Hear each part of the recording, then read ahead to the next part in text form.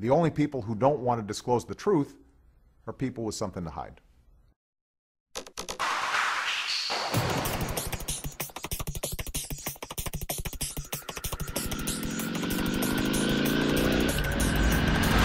Peter Boyles. The Peter Boyle Show. 630 KHOW. Denver's talk station. Born to be mild, 4 minutes after 6:04. Good morning on a Friday. Radio Free Denver, 630 KHOW. 51 the high. It is doing this rain, snow thing, but it's going to make the lawns green, the grass grow, flowers will come out.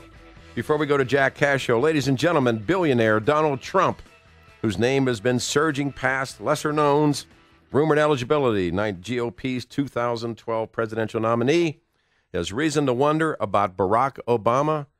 Wolfie, if you would. The only people who don't want to disclose the truth are people with something to hide. And to that controversial question, does he believe the president was born in the USA? Everybody that even gives any hint of being a birther, a word you didn't use, even a little bit of a hint like, gee, maybe, just maybe this much of a chance, they label them as an idiot. Let me tell you, I'm a really smart guy. I was a really good student at the best school in the country. The reason I have a little doubt, just a little, is because he grew up and nobody knew him. When you interview people, if I ever got the nomination, if I ever decide to run, you may go back and interview people from my kindergarten. They'll remember me. Nobody ever comes forward. Nobody knows who he is until later in his life. It's very strange. The whole thing is very strange. The only people who don't want to disclose the truth are people with something to hide. 5 minutes after the hour, ladies and gentlemen, please say good morning. Welcome back. He's done some of the best work on this story. His name is Jack Cashill, American thinker and, of course, WorldNet, in his book, Deconstructing Obama. Well, there's the Donald. That was pretty interesting, wasn't it, Jack? Yeah, I guess when you have that much money, you can say whatever you feel like Yeah, saying. he's the one guy. What does he care, right? Right, exactly. I think they call that FU money in some parts as well. Drop dead money, that's right. Right. Yeah, I thought it was classy, man. He's the first of very high-profile people not to do a Chris Matthews or jump up and down and scream and say you can't ask the question like the rest of them. I thought it was a brilliant moment. No, it's a breakthrough, and I hope he inspires his fellow candidates, if he is indeed a candidate, to show a little sand, Mm-hmm. Oh, yeah. I mean, I watched, we haven't spoken since that NPR video came out where that idiot woman sitting there, and we're not going to talk about the birthers, but she's appalled or shocked that over 51% of the American people don't buy the story. Right. And it's good to see Congress making some moves to defund NPR. Yeah. I mean, the whole thing is just kind of, it starts to come home to roost. You have done, along with some other investigators, the long, hard look at the president's SSN. Jack, if you would. Well, because I had, in my book, in Deconstructing Obama, I don't talk about the Social Security number, and partly because it wasn't on topic, but in the course of, being on the radio or talking about the book, people asked me about the Social Security number, so I said, I better find out about this. So what I like to do, Peter, is to go to the source. I mean, I like to track the story down and to see how it started, who started it, and how credible are those people. And my inquiry led me to a woman named Susan Daniels, who is has a great personal story, and that is that when she was 30 years old, her husband died. She left her with 7 small children, and she went back to school eventually, became a paralegal, then became in Ohio, where she lived. You have to have a license to become an investigator, and it takes certain, coursework, this and that. And so she's been independently working as a licensed investigator for the last 15 years. She typically works for law firms, and her specialty is asset location, finding out where the money is. And she knows her way around the databases, and she has access to databases that you and I don't. And so when Obama first started getting squirrely after he was elected, she was very disconcerted, and she started saying, I wonder what we know about his background. And she came across the fact that he was using a Connecticut Social Security number. Now, Social Security numbers are historically, anyhow, that may not be true now, but they were allocated geographically, and his starts with the numbers 042. And she was able to track the people both before and after him numerically. Both came from Connecticut. The one guy, she has his application because he died when he was 19, and she sent it to me, a copy of his handwritten application. and he lives in, I think it was Newfield, Connecticut. Same age as Obama. I mean, that makes sense because at that time you'd get a Social Security number when you first needed it to work. And this was issued between 1977 and 79 was the allowable range for that. So the question is, why does Obama have a Connecticut Social Security number, since he obviously never visited that state until probably he was a presidential candidate, and certainly has no connection to that state. And that's basically what I started looking into. And the President of the United States' SSN is 042684425. Who does that belong to? That's a good question. It's certainly been used by him. Now, there is some speculation, and this is where Susan Daniels was useful, because what's happened is that once the story got out, she said that sort of amateur investigators got in there and started finding all kinds of numbers and attributing them to Barack Obama and speculating on how it's used. But there is a date associated with that on the card, and it's 1890. And there's a person, this gets complicated, and it's not entirely clear to me, but this person died and Obama assumed the number, but because she cannot say that with certainty, so she doesn't want to go there. But what she will say with some certainty is that when he was a student at Occidental, and this would have been about 1979 to 1980, he was using a different Social Security number. So there's at least two different Social Security numbers associated with his name. And then the question becomes, is there an innocent explanation? And if not, what's the most likely way he got a hold of this card? Has anyone contacted the family of the Thomas Wood, the 19-year-old who is believed to be the original owner of the number or issued number? Well, Wood is actually the guy with the number before Obama.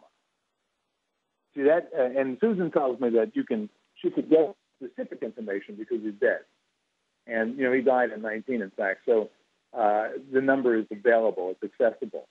The number that Obama has, that is more mysterious. And that is, there is every time she says that some number is floated or some information is floated, and what she's done is kept a couple of bits of information to herself, because as soon as that information is put online, there's a move made to counter it and shut down that information source. Right, yeah.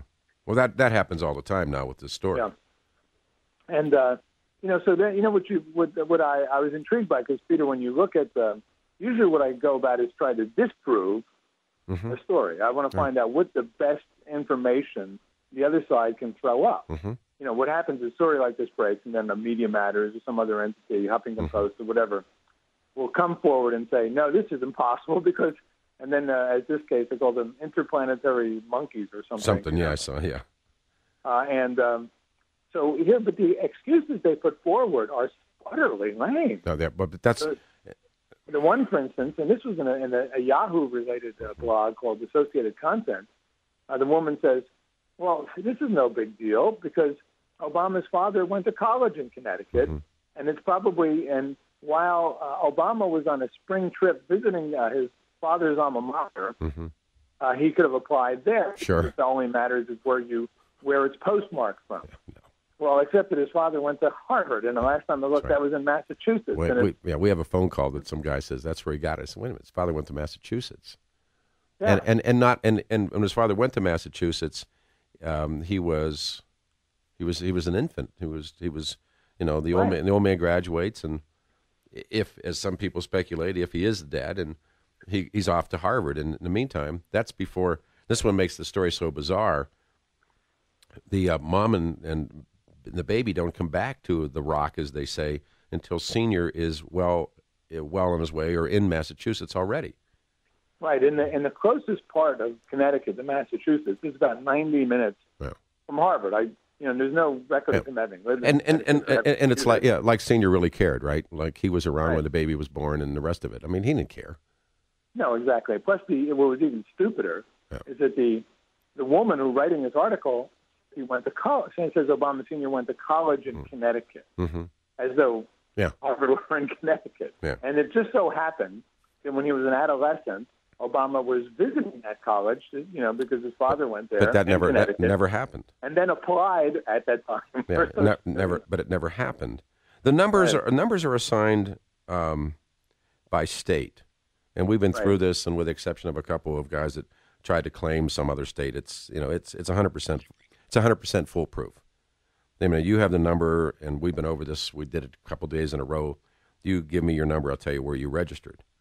Right. And it's foolproof. I mean, it just doesn't. It won't. I guess next year or sometime this summer it goes random. But prior to that, from the beginning with FDR, it was by state. Yeah. And so, how does the man have his number begins 042? Right. How in the hell does he have an 042? That the first time that they can find is in what, 1980? Yeah, the first time, and this is interesting.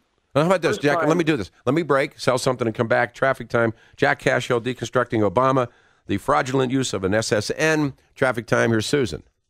Hey guys, Sheik here. Attention all card-carrying members of any Native American tribe. This urgent message is for you. The federal government has approved millions of dollars of funding that only you qualify for. If you're considering purchasing a home or refinancing your mortgage, cardholders can qualify for a special government loan program that offers low rates, low down payments, and the best part, no monthly mortgage insurance. That means lower monthly house payments. Ideal credit or little to no credit with loan amounts up to $544,000. This plan beats every mortgage plan out there, but it's available to cardholders only. Government funding for this program is limited, so call the specialists at Gateway Mortgage Group today at 303-803-1890. That's 303-803-1890, or visit nativeamericanloans.net. Gateway Mortgage Group has people standing by right now to help process your loans quickly and hassle-free. Don't wait. Get the government benefits you deserve before funding runs out. Call 303-803-1890. That's 303-803-1890, or visit nativeamericanloans.net.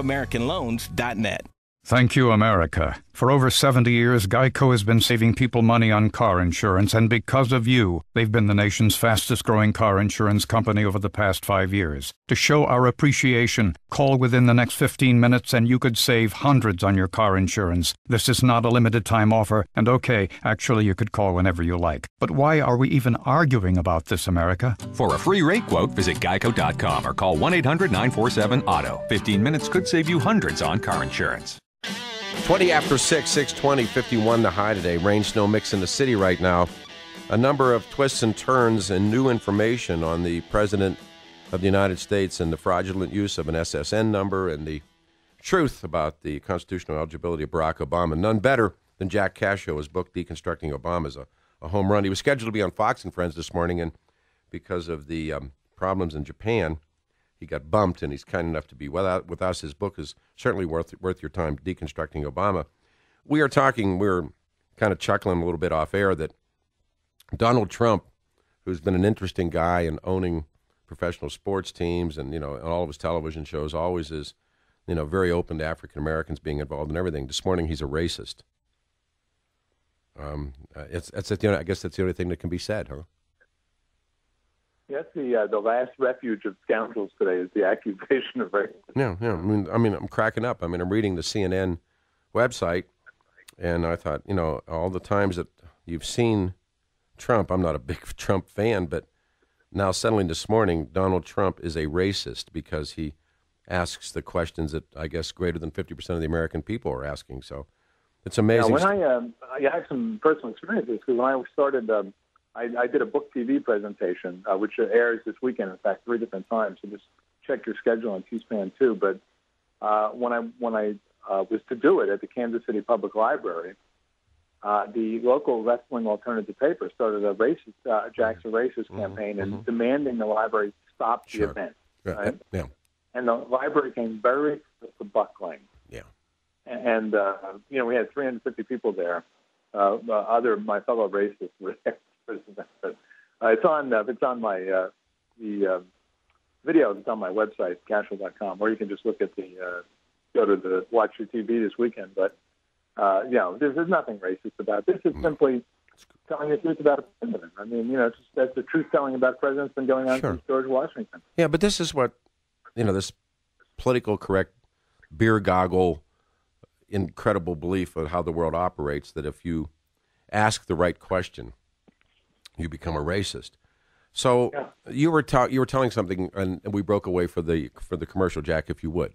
Yeah, what I was saying is that in the historically, and this is in regard to the Social Security number and its application to the Selective Service Card of Barack Obama. The Social Security number first surfaces Obama's in 1980 registration for Obama's Selective Service Card. Now, the only trick with that is that there are people who've been investigating this, and I can't say this authoritatively, but I think they have a case, because Susan Daniels, the woman I alluded to earlier, believes they have a case, is that the card was applied for retroactively once Obama became a presidential candidate, and that they finessed the record so that he would have one. Otherwise, the next use of that card, the Connecticut Social Security number, doesn't occur until 1986, after Obama's in Chicago. And then I went back into fugitive days, Bill Ayers' memoir, and he talked at length about how they would create false identities. And he said the surest way to create a false identity was through the use of Social Security numbers. That was the best way to build a whole new legend for yourself. And it's not to say that Ayers and Obama conspired to do this, but it's a possible explanation, because they were both in Chicago at the same time. They're both in New York before that at the same time, at Columbia. One of the beliefs is that the president, because he thought that he could either play the whole card of a Kenyan or a Indonesian or whatever he tried to play, that he didn't think he had to register for Selective Service. And then as he gets this, mushrooming political career, he sent somebody back, and there are many, many people who have looked at that card and believed that the card was worked. Now, the Selective Service data, as you point out, the president appears to have registered September 4th, 1980, a month after his 19th birthday. But the weird thing is that FBI guy who does that investigation and finds out to give him a date, 3 weeks before he applied. Explain that one again, Jack. Well, it's a little complicated, because what happened is, if I understand this correctly, at one point Jimmy Carter and Congress, whoever made that decision, ended the mandatory Selective Service registration, and then they reinstated it. So for people who were born in typically you do it when you turn 18, but for people, the year that Obama was 18, it was not in play. But in the next year, and they mandated that people who were born in 1969 had something like a 6-day window to register. And the official registration date of September 4th, 1980, Obama would have been 19 years old. The numbers work. It's just that you're right. If he had been trying to finesse his way through school as a foreign exchange student, which is possible, because one of the Social Security numbers that show up with him in his Occidental undergraduate days is the 999 number, which is a number typically assigned to foreign exchange students, so they could work and, have and some sort of identity card within that system. But there are reams of things rather, not known, and they could be clarified so easily if someone asked a question. Now, in last year, if you remember, Peter, Les Kinsolving with the WorldNet Daily's White House correspondent raised the question with Robert Gibbs. And Gibbs, of course, laughed him off. Yep. And then he called him a birther, and he said, and then, when he asked about the Social Security number, Gibbs says, well, do you believe Obama was born in this country? I mean, he totally changes the subject. Sure. The audience joins in with a little chuckling. Right. Then I went back and checked Kinsolving's record. Now, he's been a White House correspondent for 30 years. In 1982, he asked then White House Press Secretary Harry Speaks, he said, there is this virus spreading, it's called AIDS, it's sometimes called the gay plague, and it's killing 2/3 of the people who get it.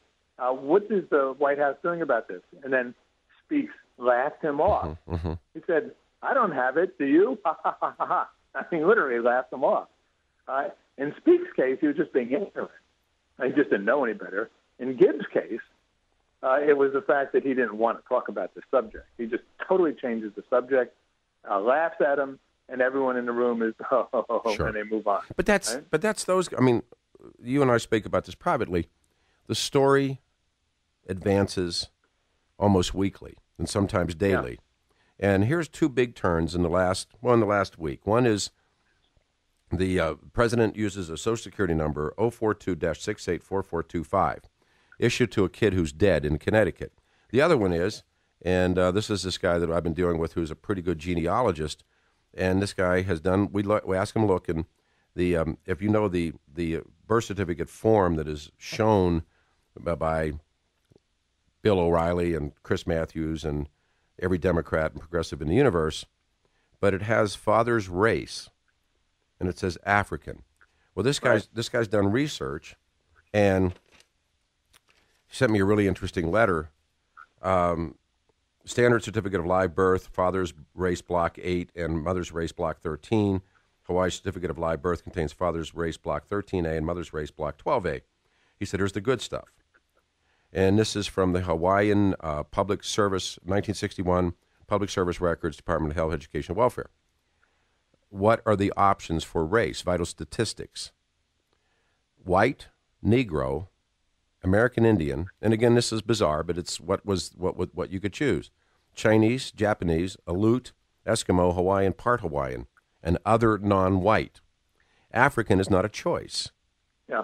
So let me take another pause here and come back and deal with that. So the possibility of African being key punched without first being corrected or sent back to Hawaii, back in 61, despite of their definition of race back then, it was a governmental bureau.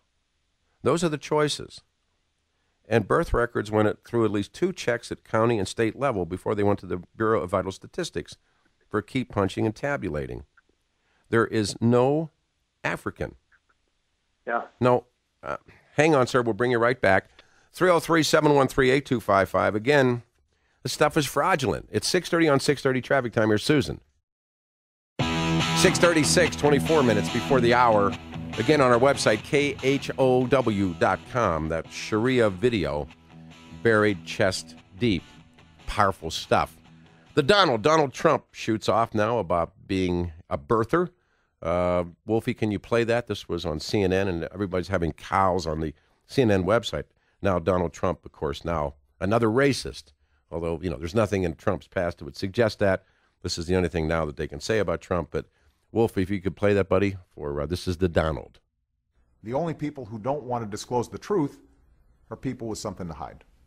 And to that controversial question, does he believe the president was born in the USA?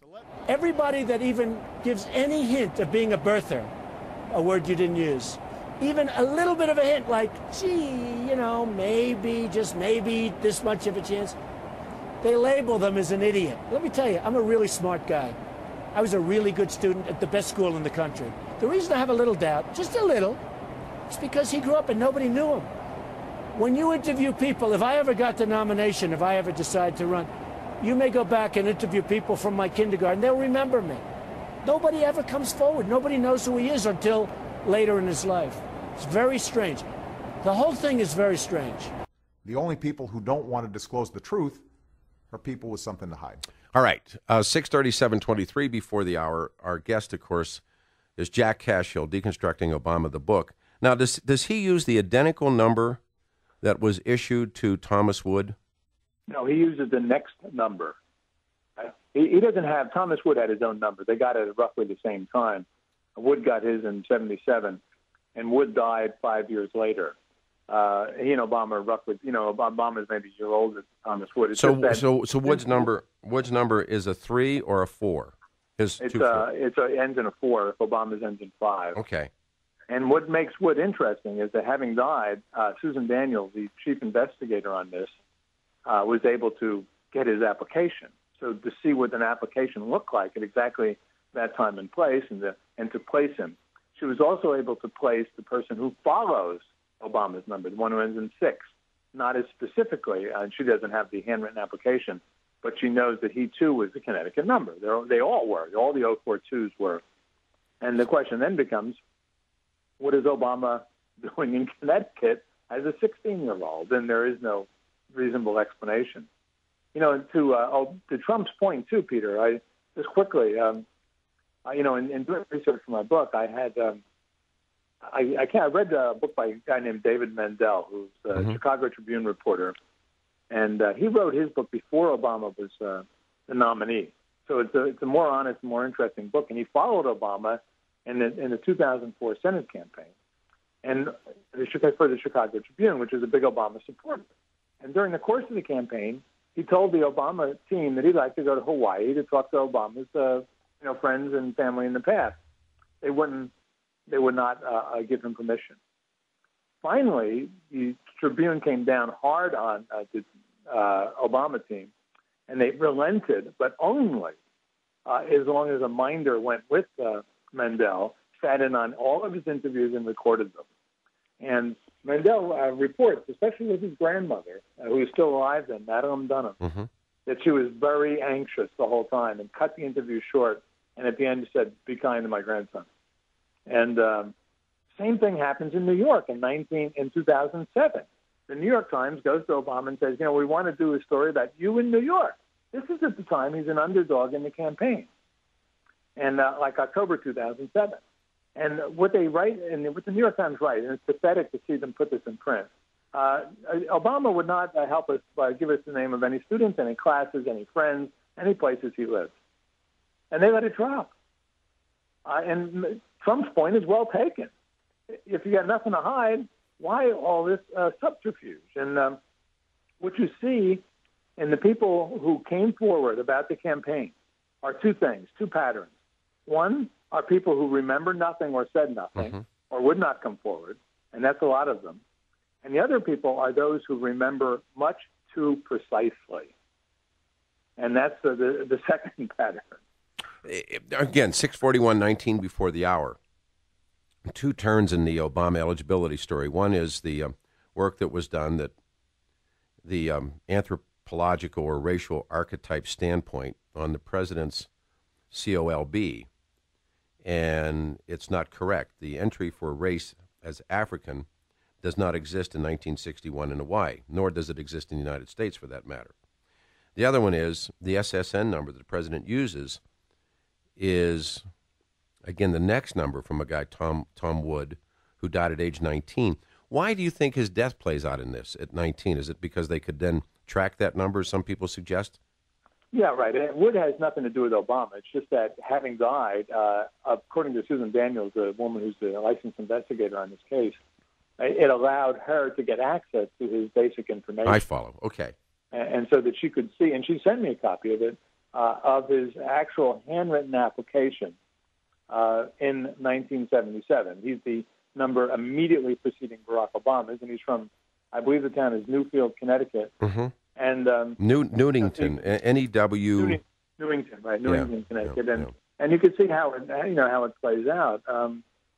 And she also sent me a copy of his selective card using that same Connecticut Social Security number with an issue date of 1980, but she is not at all confident that card was actually filled out in 1980. Do you believe, as some other people believe, that when he's now had this burgeoning political career, that he says, "Oh, I never registered for the draft," and they put some operatives to work on that because there are people that believe that card's been phonied up as well, or that? I believe that that's altogether possible. We know this, for instance, is that, and they got caught doing it, is that in 2008, his operatives got caught in the passport file. Yeah.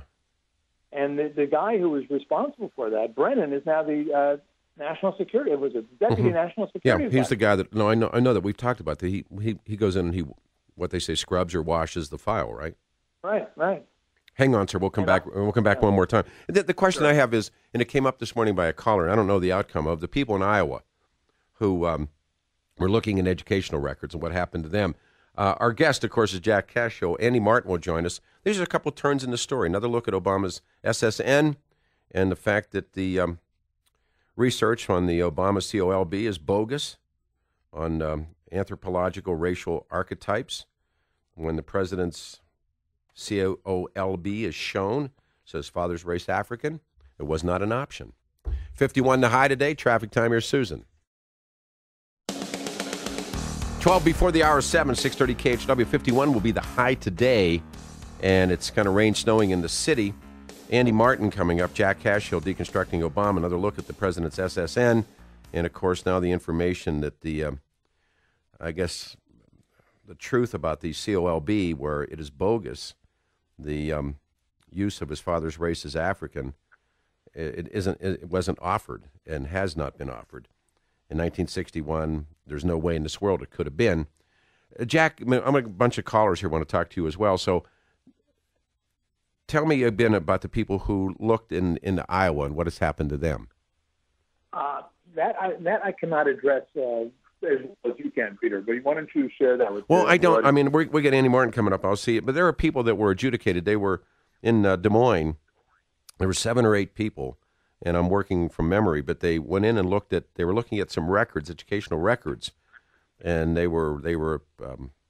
There's belief that they were looking at whether or not Obama got student loans or how he was addressing himself, because Columbia is not on the cheap.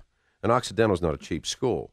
No. And of course, as we know, Gramps worked in a furniture store and Toot worked in a bank, although, there's some people that believe that she accessed some SSNs. But no one knows. The questions could be answered so easily if someone asked them. Yeah, he lets a guy go to prison, for God's sake. All right, let's go to Stuart, who waited. Stuart, you're with Jack Cashill. Good morning. Welcome to the show. Stuart. Oh, hi. I left the radio on in the other room, so well, go ahead. A little bit confusing. Well, go ahead. I met Stanley Ann on Maui. She had taken some stuff into a little shop there called the South Seas Trading Post on Front Street, and she had just taken the stuff in just before I arrived, and my friend Joan said, Dan, she says, I use both names. My name is exactly the same as my dad. My dad was one of the Bilderberger group, but we won't go into that right now. Here we go. All right. So yeah, right. All right. So here we go. All right. So you met Stanley Ann Dunham. I met her, and she was a very lovely woman, I thought. What year was this, Stuart? I'm not sure what year it was, but it was just about a week before she went back to Seattle, Washington. I was trying to talk her into staying on Maui. Why? And, why would you try and keep her stay on Hawaii? I was single. But she was. And, did she have the baby with her? No. Had she? No.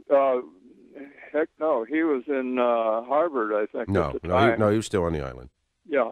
And I told her that when I was a kid that I had done work for Harvard College Observatory and had been offered an Ivy League education, but I turned it down. All right. And, so you met her. All right. And so I did meet her. What was she in your store for? What was that again? Why did she come into your store? Oh, well, it wasn't my store. It was my friend's store. Right. Well, and she brought in some things, and one of them was a little wood carving of a Kuan Yin sitting side saddle on a horse. And it was magnificent. It was one of the most magnificent carvings I've ever seen in my life. And my friend Joan called me over. She says, I've got something I want to show you. She was 18. She was 18 years of age. Where did she get this carving? I don't know how old she was. She was 18. She was 18 when he was born. She told me her son was in Harvard. How could she have been 18? No, her son was not in Harvard. She did tell me that. Oh, you're talking what? This was in the mid-1980s. Okay. All right. Do you want to take a shot at this, Jack?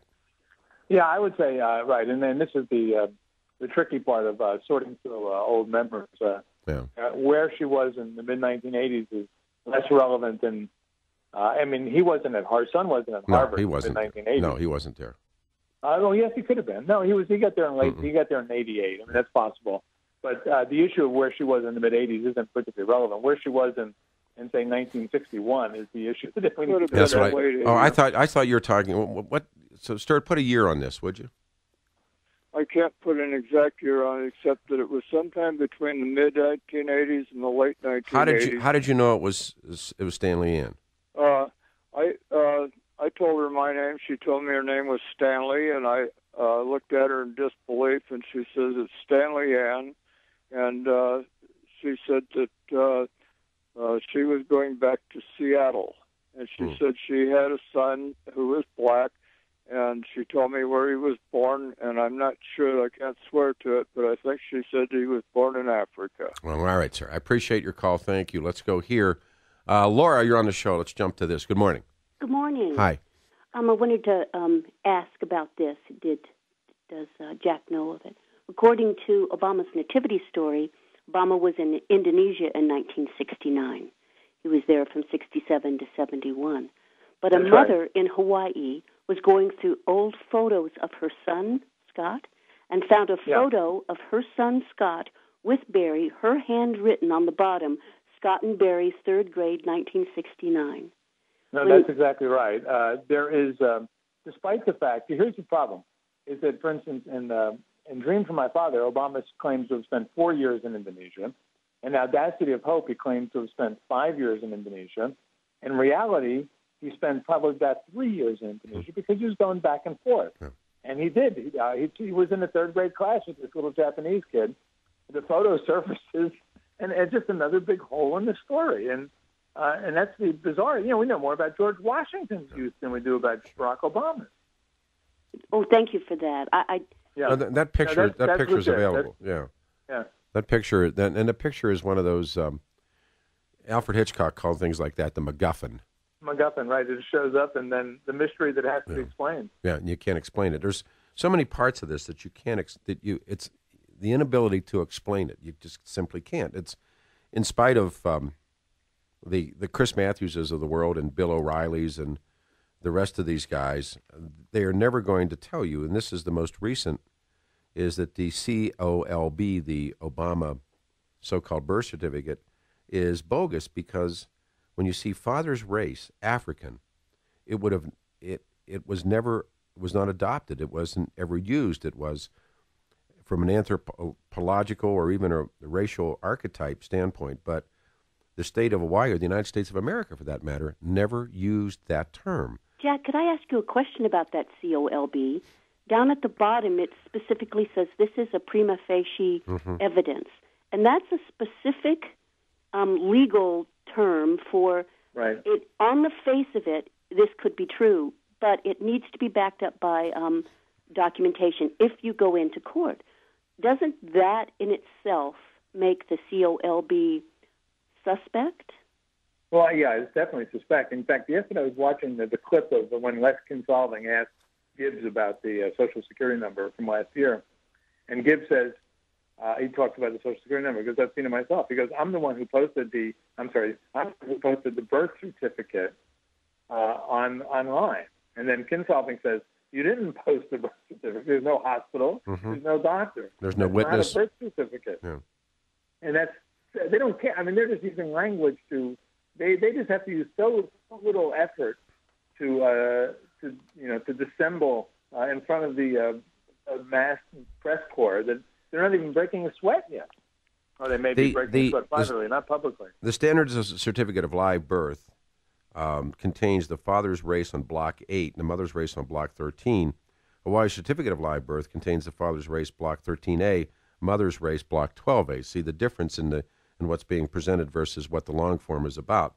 So is this an amended COLB? No, I think it's manufactured. I mean, I think that they got the form and they had some incredibly politically correct person who could not use the words colored or Negro. It's impossible, and they just wrote in African, thinking it was a PC term to use. Jack, what do you think? I think the whole thing was manufactured also, and Hawaii is a one-party state essentially. You know? I mean, there's one Republican state senator in the whole state. But African, they had a Republican governor, but she was, complicit, Lynn Ringel.